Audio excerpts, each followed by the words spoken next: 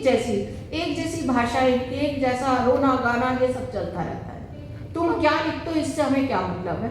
तुम जो मर्जी लिखो, तुम प्रेम लिखो, तुम श्रृंगार लिखो, तुम सौंदर्य लिखो, तुम प्रतिभाव लिखो, जो लिखना है तुम लिखो ना, समाज से कट के जो तुम्हें लिखना लिखो। लेकिन हम लोग एक्टिविस्ट हैं, हम अपने समाज के ऊपर लिखेंगे। और यही रीजन कहा कि जो साहित्य था वो इतना पावरफुल बना क्योंकि वो सरोकार का साहित्य है, जो समाज परिवर्तन की बात करते थे, जिन्होंने नौकरी करते हुए किसी भी तरीके से अपनी लड़ाई जारी रखी समाज को बदलने के लिए। और ये थोड़े से लोग जो है वो खटकने लगे उनकी आंखों में और बार बार ये कहने लगे ये कौन है जो बोल रहे हैं, इनके बोलने का कारण क्या है? इनके बोलने का कारण रिजर्वेशन। उनको एक चीज़ खटकती है। तो इस पर अटैक करने का एक तरीका यही है कि लोगों को बांटा जाए। मैं बहुत साल पहले हमारे कुछ साथी, हम लोग बैठे थे सब फेमिनिस्ट साथी, तो जिन पे ऐसा नहीं कि ये कोई नई बात नहीं है जो आज एकदम से अचानक उठी है, ये बहुत समय से समाज में चल रही थी कि किस तरीके से जो है आपस में कुछ लोगों को ज़्यादा नौकरी मिलती है, कुछ लोग ज़्यादा आ जाते हैं, कुछ लोग कम आते हैं, और एक समाज नहीं आ पाता, एक नहीं आ पाता, एक आ जाता है। ये बहुत पुरानी, मतलब मुझे लगता है कि शायद इस बुगाहट को 20-25 साल हो चुके हैं। और कुछ समय हम लोग बैठ के बात भी कर रहे थे कि इसका, तब ये हमारी इंटरनल बात थी कि इसको हम कैसे सॉल्व करें। तो एक तरीका ये था कि जिन को रिजर्वेशन जो मिल जाता है, क्या वो एक पीढ़ी मिलने के बाद छोड़ दें? लेकिन सवाल वहाँ पे ही आता है जो राजेंद्र पाल जी भी कह रहे थे और मैं भी कहती हूँ कि मान किसी भी पोस्ट के लिए क्वालिफिकेशन होती है। अगर आप समर्थ हो गए, आपने एक बार पढ़ाई कर ली और उसकी क्वालिफिकेशन इतनी हाई है, तो वो अगर आपके बच्चे नहीं जाएंगे तो दूसरे बच्चों को भी कुछ नहीं मिलने वाला, क्योंकि वो जो टारगेट है उनका, अगर किसी को आईएएस बनना है तो मिनिमम क्वालिफिकेशन उसकी ग्रेजुएशन है। मैं ठीक कह रही हूँ ना? तो कम से कम किसी को ग्रेजुएशन तो होना पड़ेगा। और हमारी गलती ये रही, हम एज एक्टिविस्ट में अपनी गलती मानती हूँ, और मुझे लगता है कि हमें जो काम, देखिए हम सरकार के पर कभी निर्भर नहीं रहे। हमारे समाज जो है वो इतना, चाहे उसको कुछ मिला या नहीं मिला, लेकिन वो अपने आप से खड़ा होता रहा है और हमें कभी किसी ने सहारा दिया भी नहीं। और जो लड़ाई थी वो हमारे पेरेंट्स ने, हमारे माता पिता ने, हमारे बड़े बुजुर्गों ने भूखे प्यासे रह के हमको अपने पैरों पे खड़ा किया। चाहे पहली पीढ़ी हमारी अनपढ़ थी, लेकिन मैं फर्स्ट जनरेशन हूँ अपनी, जो पढ़ लिख करके मैं आगे आई हूँ। ये फर्स्ट जनरेशन है। तो फर्स्ट जनरेशन जब बोलने लगी है तो असली प्रॉब्लम वही है, और ये प्रॉब्लम हमारे भाइयों को नहीं है। मैं ये कहती हूँ ये हमारे समाज की प्रॉब्लम नहीं है, ये पैदा की गई प्रॉब्लम है। और मुझे लगता है कि इस चीज़ से हमें जो है अंदर अपने झांकने का भी मौका, हमें अंदर भी झांकना चाहिए कि हम कहाँ पर फेल हुए हैं, हम क्यों नहीं इस तरीके से सब लोग को जोड़ पाए या सब लोग को इकट्ठा कर पाए। मुझे लगता है कि इसका अगर हम विश्लेषण करें तो हम ये बातें, चूँकि मैं बता रही हूँ हमारी फर्स्ट जनरेशन है, और मुझे लगता है किसी के हो सकता है सेकंड जनरेशन हो, इससे ज़्यादा नहीं है। मतलब मेरी थर्ड जनरेशन वाले तो भी है ही नहीं। तो अगर फर्स्ट जनरेशन ने जो पाया, सेकंड जनरेशन को जो मिला, लेकिन कहाँ हैं लोग? समाज में जाने के लिए लोग कहाँ हैं? हमें तो अपनी नौकरी बचाना ही भारी पड़ जाता है। पूरी जिंदगी नौकरी, जो रिजर्वेशन से नौकरी मिली उसको बचाने में ताकत खत्म हो जाती है। बावजूद इसके उस नौकरी को बचाते हुए, उस इज्जत को बचाते हुए समाज में लोग काम करते रहे, और आज उसी का परिणाम है कि आप देख रहे हैं, मैं सामने देख रही हूँ हमारे कितने सारे युवा साथी, सोशल मीडिया जो ये सब चल रही है फिल्म, ये उसी का परिणाम है। आज उन्होंने हमें साधन नहीं दिए कि वो हमारी फिल्म बनाए, तो हमारी फिल्में बनने लगी, तरह तरह की फिल्में बनने लगी, कास्ट इशू पे बनने लगी, जेंडर इशू पे बनने लगी, और लड़ाइयाँ फिल्मों से लड़ी जाने लगी। लोगों ने कहा कि कोई तुम्हारी पीड़ा लिखने वाला नहीं, तो हमारे साहित्यकार हो गए, काफ़ी सारे साहित्यकार हो गए, उनके साहित्य को टक्कर देने लगे। लोगों ने उनका साहित्य पढ़ना छोड़ करके दलित साहित्य पढ़ना शुरू कर दिया। महाराष्ट्र में तो दलित साहित्य, जो दलित साहित्य नहीं था वो दलित साहित्य के आगे फीका पड़ गया। इतना पावरफुल साहित्य लिखा। तो ये सारी बातें थी। लोगों ने जब देखा कि इनके थोड़े बहुत जो भी पहुंचे 0.1% लोग जो भी पढ़े लिखे, वो तो बहुत ही पावरफुल लोग हैं, वो बहुत शक्तिशाली है, वो बोलने में चूकते नहीं है, वो लड़ने खड़े हो जाते हैं। इसी ताकत को, इसी आवाज़ को दबाने का ये एक तरीका है कि समाज को आपस में लड़वा दो। और लड़ाने की ये साजिश बहुत पहले से है। अंबेडकर और गांधी की लड़ाई हम सभी जानते हैं। ये साजिश तब से ही है कि जब हमने तय कर लिया कि हम एक वर्ग के साथ रहेंगे और उसके साथ ही हमारा जीवन।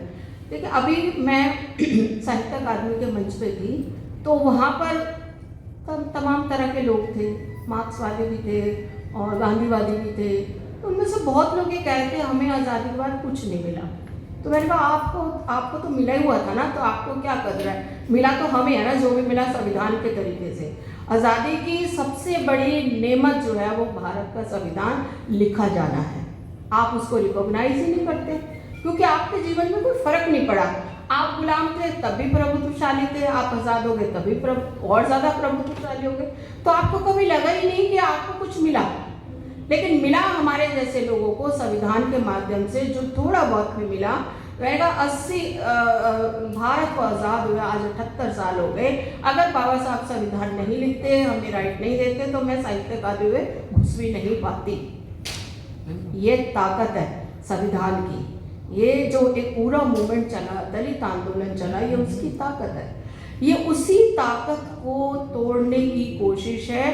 अभी मुझे लगता है कि जिस तरीके से हमारी पॉलिटिकल पार्टी बनने लगे, छोटे छोटे पार्टियां बनने लगी हैं, लोग अपना जो है अपने राइट के लिए अपने छोटे समूह बनाते हैं, छोटी पार्टी। अगला हमला उस पर होगा। अगला हमला उस पर क्या होगा कि सिर्फ एक या दो पार्टी रहेंगी, बाकी छोटी पार्टी, क्षेत्रीय पार्टियों को खत्म करने की लड़ाई भी होगी। क्योंकि ये क्षेत्रीय पार्टियां जो हैं, ये एक लोगों की आवाज़ है, बार्गेनिंग पावर है। वो अपने अधिकारों के लिए बार्गेन करते हैं। हमारे क्षेत्र में लाओ, ये चीज़ें लाओ, ट्रेन लाओ, ले लाओ, उद्योग धंधे लाओ, तब हम आपके साथ जुड़ेंगे। तो अगला जो हमला है वो इन पॉलिटिकल पार्टियों पे भी होगा, जो छोटी क्षेत्रीय पार्टियां हैं। तो साथियों, जो हमारी लड़ाई थी, हमारी लड़ाई थोड़ी आगे बढ़ी थी। रिजर्वेशन से सरकारी नौकरियों में आगे बढ़ करके निजी क्षेत्र में आई। मुझे याद है एक बड़ी कंपनी है जो कि स्कूटर बनाती है, बजाज। जब उनको कहा गया कि निजी क्षेत्र में आरक्षण को लागू करो, तो उन्होंने कहा अगर मुझे दलित लोगों को लेना पड़ा तो मैं अपनी कंपनी बंद कर दूंगा। इस तरह के स्टेटमेंट थे। मतलब आप सोचिए कि कितना ज़्यादा माहौल ऐसा है जो कि एंटी दलित है, जो कि कल्पना ही नहीं कर सकते कि उनकी फैक्ट्रियों में, उनकी कंपनियों में, उनके कॉर्पोरेट सिस्टम में दलित लोग काम करेंगे। ये सरकारी नौकरियों में थोड़ी बहुत जो भागीदारी हुई, जो कि बहुत कम हुई, जो कि बता रहे थे राजनेपाल जी, अगर 50,000 लोग की जरूरत थी तो 5,000 लोग भरे गए, बाकी 45,000 पोस्ट खाली रहे। उन 5,000 की आवाज़ से ही प्रॉब्लम है। और ये आवाज़ ना एक सामूहिक आवाज़ बने, तो इसके लिए उनका ये प्रयास है कि रिजर्वेशन ख़त्म करने की तैयारी है। ये पहला स्टेप है उनका। जब वो देखेंगे, वो अब खड़ा होकर के 2 बिल्लियों की लड़ाई में, आपको पता है कि बंदर सारी रोटी खा जाता है। 2 बिल्लियों की लड़ाई में वो कहेंगे जी खत्म, अब आप लोग आपस में फैसला नहीं कर पा रहे, हम फैसला करेंगे। तो मुझे लगता है कि जो हमें क्या करना चाहिए, अब हमारा फर्ज क्या होना चाहिए। हम जानते हैं कि हमारे सामने चुनौती क्या है, और अब हमारे सामने बहुत भयंकर अभी तक चुनौती ये थी कि एक तरह के लोग थे जिनसे हम लड़ते थे, उनको हम करते थे। लेकिन अब हमारी आपस में जो लड़ाई करवाने की कोशिश की गई है, उसमें हमारा क्या फर्ज बनता है। हम क्या करें ऐसा कि हमारा समाज एक रहे, क्योंकि एक रहेंगे तो जीतेंगे, बट जाएंगे तो हारेंगे, और हम वापस 2500 साल पहले वाली स्थिति में आ जाएंगे। ये स्थिति वही है, वही लाने की कोशिश की जा रही है कि जब आपको दूर से कह दिया जाए कि हटो हटो ये लोग आ रहे हैं, हटो हटो ये नहीं है। तो इसलिए मुझे लगता है कि as a activist, as a writer, as a जो भी आप समझे, मैं चाहे स्टूडेंट माने, प्रोफेसर माने, जो भी मानेगा, हमें जो है वो फिर से संविधान के दायरे में रह के लड़ाई लड़नी होगी। मतलब हमारे साथी कह रहे थे कि दोनों तरफ से बड़ी गंदी बिटर बातचीत चल रही है, दोनों तरफ से। ऐसा नहीं कि भाई वो ये कह रहे हैं कि देखिए कोई भी जब गाली देता है तो वो दोनों को एक साथ ही देता है। मुझे नहीं लगता कि कोई अकेला जाति देता है, अकेला गाली कभी नहीं देता, चूड़ा चमारी बोलेगा वो और कुछ बोलेगा ही नहीं, है ना। तो जब वो उनकी टारगेट पे ही दोनों हैं, वो फर्क नहीं करते, वो उनके सामने कोई भी आ जाए वो उसी तरीके से करता। आप देखिए कितने जगह भी कुछ साल पहले जब दलित महिलाओं को जो है वो सवर्ण महिलाओं ने नंगा करके पीटा था, ये थोड़े समय पहले की घटना है, उनके लिए एक ही है।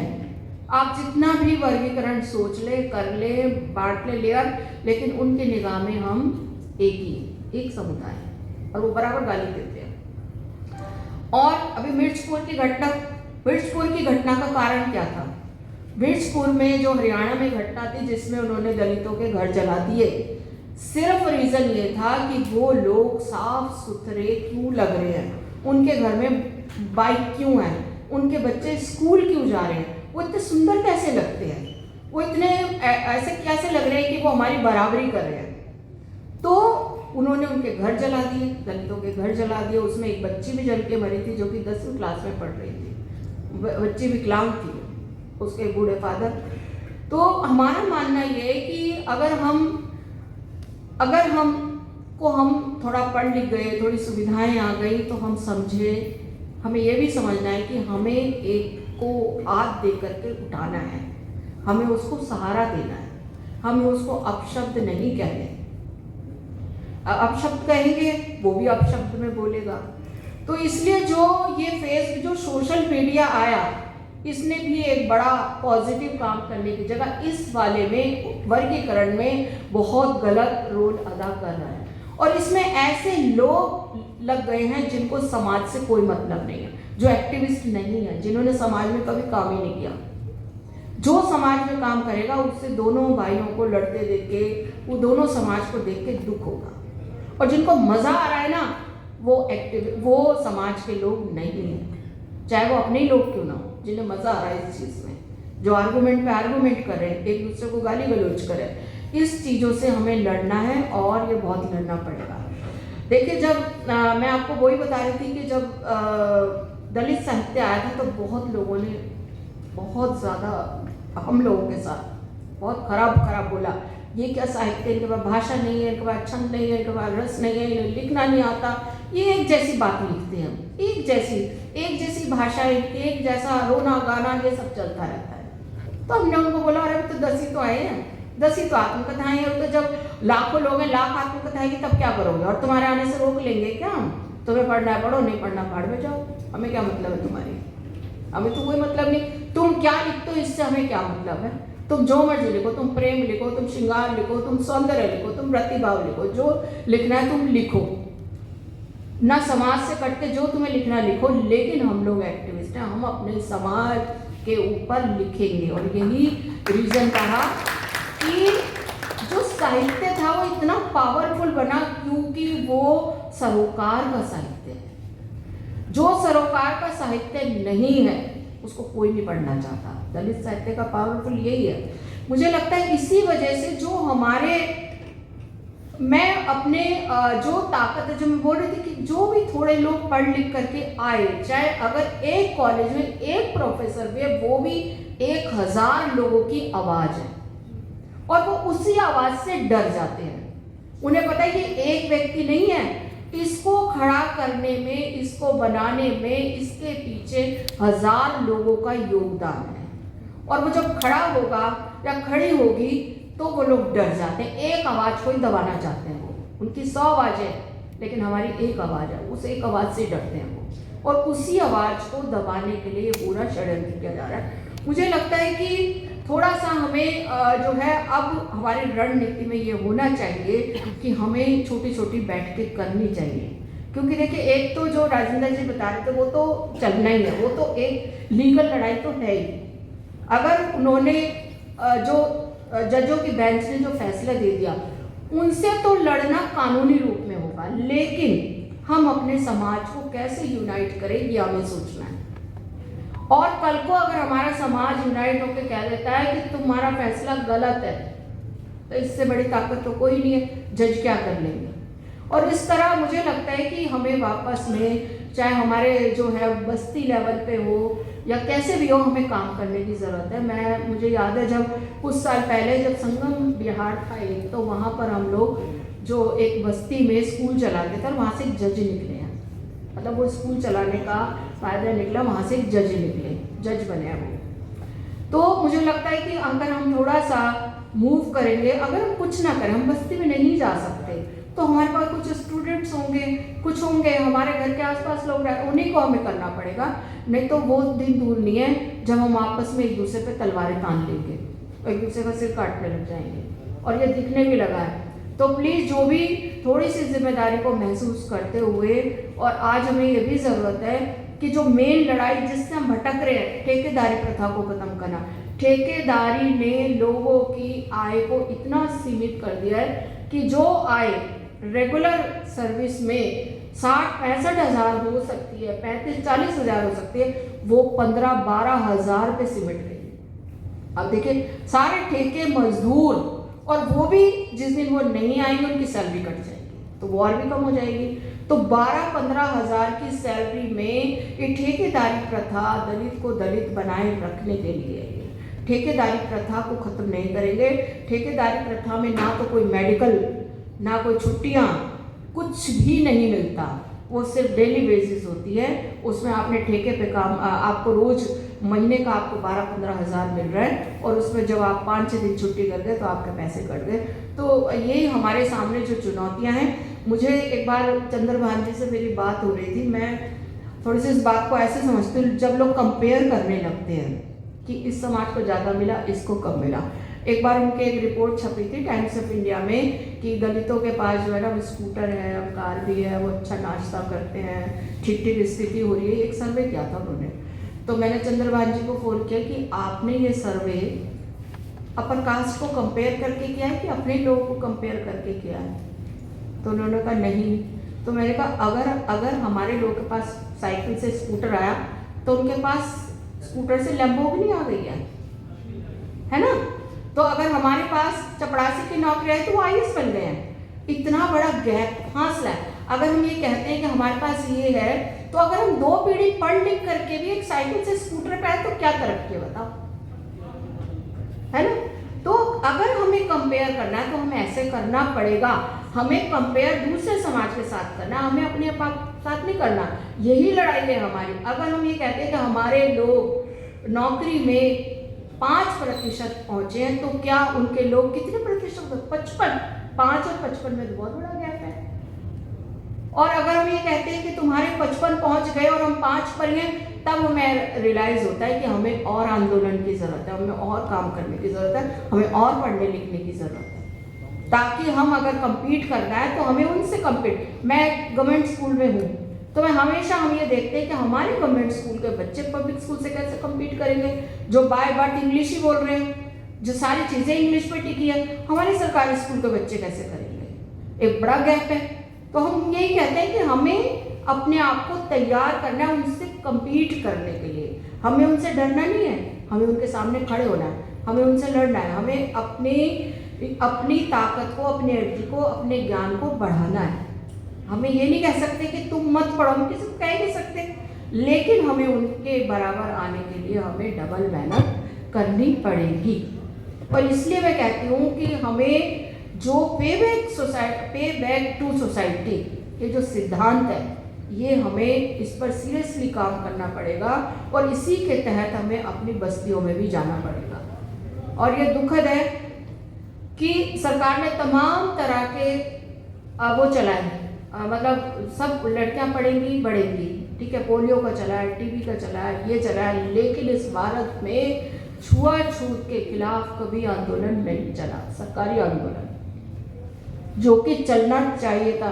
जब देश आज़ाद हुआ तो इस तरह के भेदभाव के खिलाफ एक मुहिम चलनी थी, लोगों के दिमाग में डालना था कि कुछ ऊंच नीच नहीं होता, और जो ऊंच नीच करते हैं वो मानसिक रोगी होते हैं, क्योंकि कोई भी इंसान गंदा या अच्छा नहीं होता, वो सब एक जैसे पैदा होते हैं।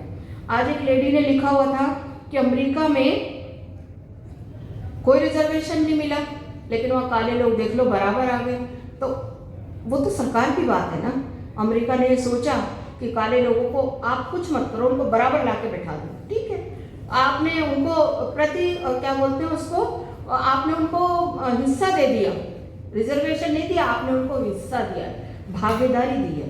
रिजर्वेशन से आगे हमें भागीदारी चाहिए। रिजर्वेशन लिमिट है, लेकिन भागीदारी अनलिमिटेड है। हमें रिजर्वेशन से होते हुए भागीदारी पे जाना है। तो मुझे लगता है कि इसकी लड़ाई हमें लड़नी है, और हमें हमारे जो मुझे लगता है कि हम जितने भी एज ए एक्टिविस्ट या एज ए जो भी है, हमें थोड़ा सा अपने साथियों से सद्भाव बनाए रखना, उनसे बात करना, उनको रूठने नहीं देना, उनको गुस्सा नहीं होने देना, उनके साथ मिलजुल कर रहना। शुक्रिया, धन्यवाद।